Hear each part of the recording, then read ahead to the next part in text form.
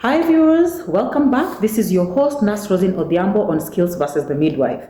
And today we are going to continue on with a conversation that we earlier started, and this was on danger signs during pregnancy. We did part 1 and we talked about various danger signs, and that was what forms part of the complication readiness, one of the objectives of focused antenatal care. Apart from what we had discussed earlier, there are others to include facial puffiness. So this woman seems to be swollen on the face and also on the arms, including the lower extremities. Normally when we have edema, we expect it to be on the lower extremities, and that forms part of a normal physiological process that responds to the pregnancy in itself. But when the swelling or the edema now is generalized, goes to the upper extremities and also to the face, then we will think otherwise. And some of the conditions that we'll start thinking about will be the hypertensive disorders that are majorly known to occur during pregnancy, that includes the preeclampsia and eclampsia. So it's good for us to have the necessary tests done to confirm this, because most likely she could be having the hypertensive disorders if she has generalized edema. Then another danger sign will include breathlessness. So this woman will complain of having difficulty in breathing at some point in time, maybe especially when she's at home carrying out her activities, and sometimes others can complain of having breathlessness even just when they are resting.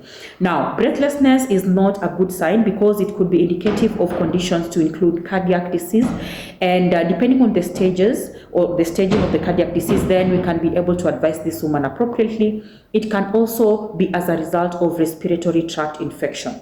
So if we have this woman experiencing breathlessness, of course there is breathlessness that can come, or difficulty in breathing that can come as a result of the grown uterus or the grown fundus, because of course the fetus is growing. But there's that breathlessness that comes not in a normal way. It could be early during pregnancy, in the middle, or later. Now she needs to report to the clinic so that you can, if it's an infection, you need to treat it promptly.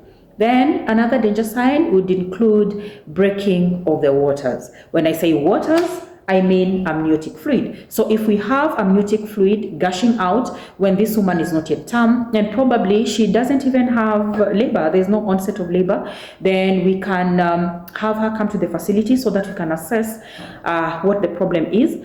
Sometimes when we have a breaking of the waters, then we can think of premature rupture of membrane. This is a condition that can result from infections that have not been treated during pregnancy.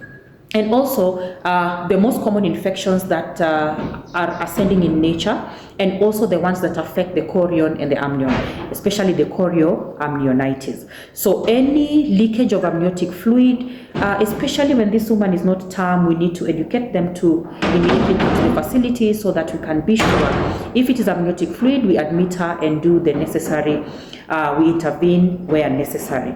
And therefore, at the end of the day, we require them to be very keen and very vigilant.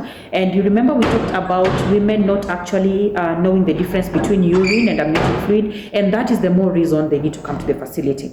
There are some minor discomforts during pregnancy that can actually escalate to be danger signs.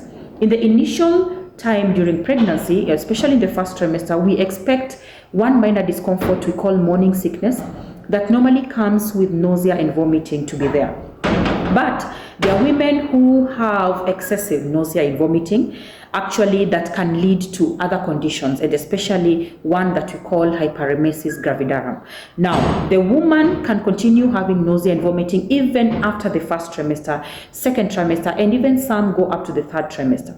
This is very rare, and it calls for this woman to be very careful, and especially the women who actually retain nothing. Even when they take water, they vomit the water. So this leads to, imbalance, causes an imbalance in the electrolyte levels in the body, and also can lead to dehydration. Because they cannot retain, then that is considered as a major danger sign, and actually a complication that needs to be looked into. So any woman with excessive nausea and vomiting, and after the first trimester, really needs to be admitted, because at the end of the day, if she keeps vomiting everything that she's taken in, then she's not retaining anything enough to supply her needs, her nutritional needs, together with those of the growing fetus.